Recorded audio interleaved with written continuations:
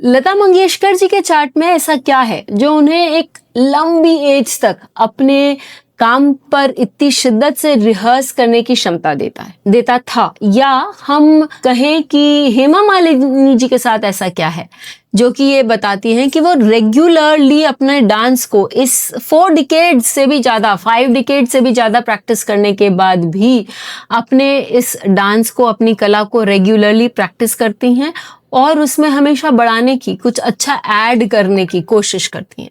तो वो ऐसी क्या चीज़ है व्यक्ति को जो उनको बहुत डीप रिहर्सल के लिए, डीप रिसर्च के लिए, डीप एनालिसिस के लिए प्रेरित करता है? क्या आप अपने चार्ट से ये चीज देख सकते हैं?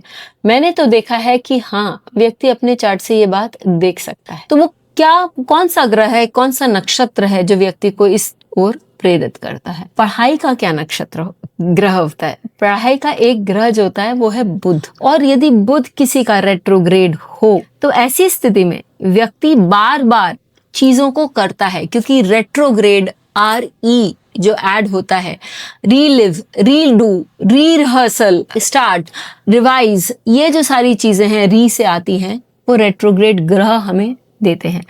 तो यदि किसी का भी मर्करी रेट्रोग्रेड होता है तो वो व्यक्ति रिवाइज, रीडू, रिहर्स, ये सारी चीजों में बिलीव करता है, जैसे कि आपने देखा कि लता मंगेशकर जी ने किया। और इससे क्या होता है कि उनको अपने ऊपर कंट्रोल, वो कमांड, अपने स्किल के ऊपर, अपने नॉलेज के ऊपर वो कंट्रोल या कमांड आ जाता है, ताकि व्यक्ति बहुत दूर तक काम कर सके और बहुत अच्छा काम कर सके। अब यदि हम लता मंगेशकर जी का चार्ट लेते हैं तो लता मंगेशकर जी के चार्ट में आप देखेंगे कि उनका जो लग्न है वो टॉरस यानी कि वृषभ लग्न है, और पंचम भाव में पंचमेश बुध रेट्रोग्रेड होकर बैठे हुए। तो वो जो पंचम भाव आपके ज्ञान को बताता है, पंचम भाव आपकी ख्याति को भी बताता है। और लता मंगेशकर जी ने अपने रिकॉर्ड्स में ये साफ साफ कहा है कि उस प्लेस पर बने रहने के लिए उनको रिहर्स करना बहुत जरूरी था। उन्होंने अपने रियाज में बहुत समय दिया है ताकि वो एक नंबर 1 पोजीशन पे बने रहे।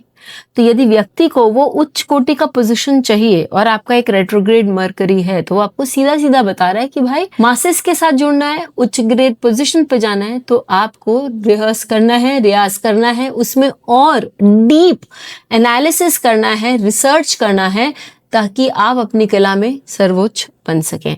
अब इनका जो बुध है, अब आप देखिए कि वो चित्रा नक्षत्र में है, और चित्रा नक्षत्र हम जानते हैं कि आपके कला का नक्षत्र भी है। तो अपनी कला के साथ उन्होंने बहुत ही डीप संबंध बनाया था, जिसके कारण उन्हें धन, क्योंकि 2nd हाउस 5th हाउस धन भी बताता है और मरकरी धन भी बताता है, तो आप धन भी व्याप्त कर सकते हैं, पा सकते हैं, और डीप उसमें आप जा भी सकते हैं। चलिए हम चार्ट लेते हैं हेमा मालिनी जी का। हेमा मालिनी जी का भी जो बुध है वो 3rd लॉर्ड है और 4th हाउस में व्याप्त है, और 12th लॉर्ड भी है। उन्होंने अपने बैलेज या उन्होंने अपनी जो डांसेस हैं वो देश विदेश में लेके वहां तक फैलाए हैं, और उन्होंने जो भी चरित्र अपनाया है, चाहे वो दुर्गा जी का चरित्र हो या मीराबाई का चरित्र हो, उसके लिए उन्होंने पुराणों में बहुत डीप एनालिसिस भी किया है। और ये उनकी मरकरी की ही पॉसिबिलिटी है।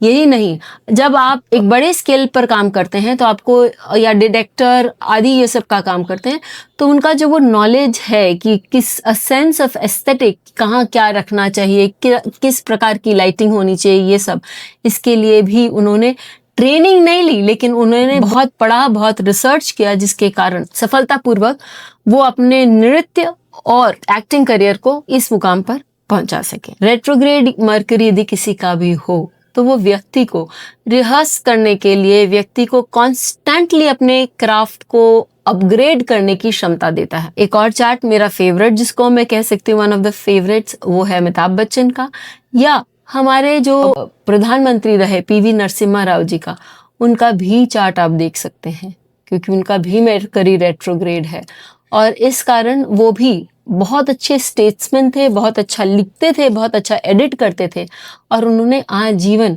ये कार्य किया ताकि वो अपनी कलाओं के साथ हमेशा जुड़े रहें। तो आप जरूर लिखकर बताइए कि आपको ये वीडियो कैसा लगा, और अंत तक जुड़े रहने के लिए धन्यवाद। Like and for fresh updates.